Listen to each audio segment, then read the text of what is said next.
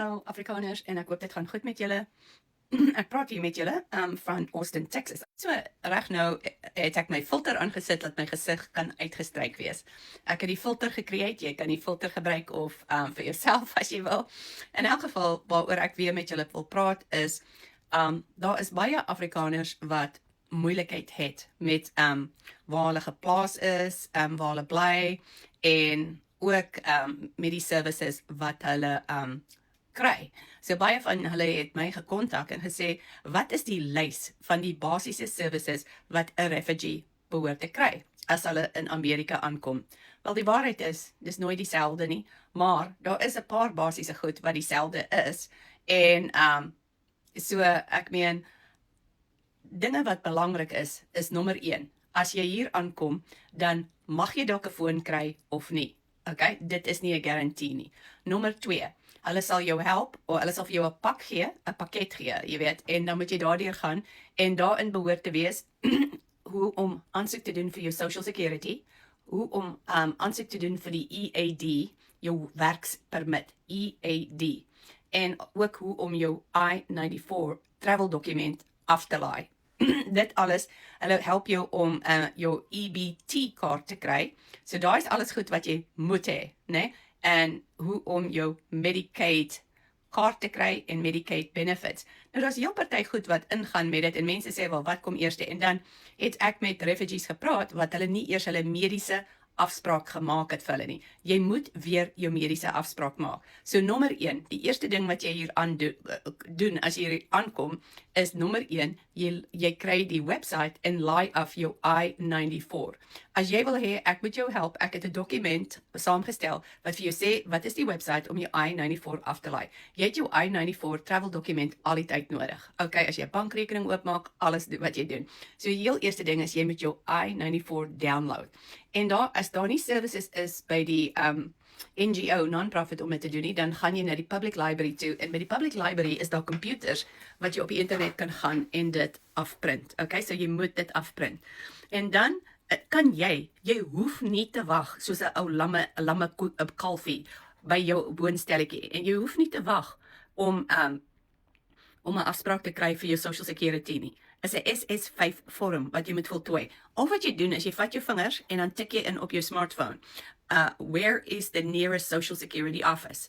Now, your caseworker is supposed to help you with this, and if he doesn't, you need to file a complaint, number 1, with the Inspector General.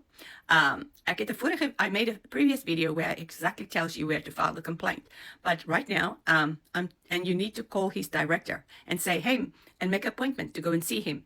Maak 'n afspraak met die NGO direkteur en gaan sien hom en sê jy gaan 'n complaint file with the Department of Homeland Security, or you're also going to file a complaint with the Inspector General, because regtig, jy kan nie so aanneek nie. Hy moet dit doen. But regardless, you can file the complaints, but first, you need to go ahead and set up that appointment with the Social Security office yourself, because if you go by appointment, you can get your Social Security within 1 to 2 weeks, compared to 14 days to 2 weeks to 6 weeks. So it's much better to go get your Social Security faster. So that is very important. So download your EAD, go get make an appointment for your Social Security. As far as enrolling your kids in school, they also are supposed to help you set up an appointment to enroll your kids in school.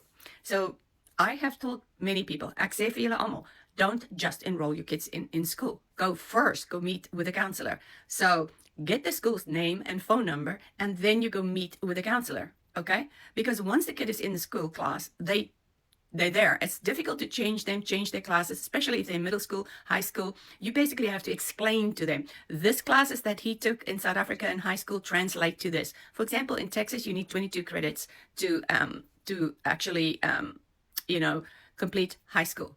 That's in Texas. I don't know about other states. So I have actually myself physically enrolled my nephew in high school here. He went to school in South Africa. He went to school in high school in Australia, and he then came here. So I had to tell the counselor, hey, no, this is what that means, you know? So especially if it's in Afrikaans, and especially even if they see the name of the class or the subject the kid took, they don't understand it. So you need to say, this translates to that. So it would be smart to, ahead of time, to get that actual class, 22 subjects. And again, I have that in the same brochure that you have to, how to download your I-94, how to apply for your Social Security online. It is not like grand documents that I've done, but it is good and it's quality information. If you need it, you can contact me. You can DM me on TikTok. My my TikTok and my YouTube actual email is not email. My handle is boots@bootsonground7 at Boots on Ground. So go to TikTok and send me a message and say, hey, I need that document. So those things are things that the caseworker should be helping you with, but they are failing Afrikaner refugees because they have the set up idea that a refugee is not white, a refugee is not a white minority from South Africa because they are all well-to-do, and you cannot be persecuted if you are a white minority, or if you are that's because that's basically profiling you and saying, and so they're mad and upset also about the fact that others were stopped in coming, you know. So they are mad. And so if I say they, the case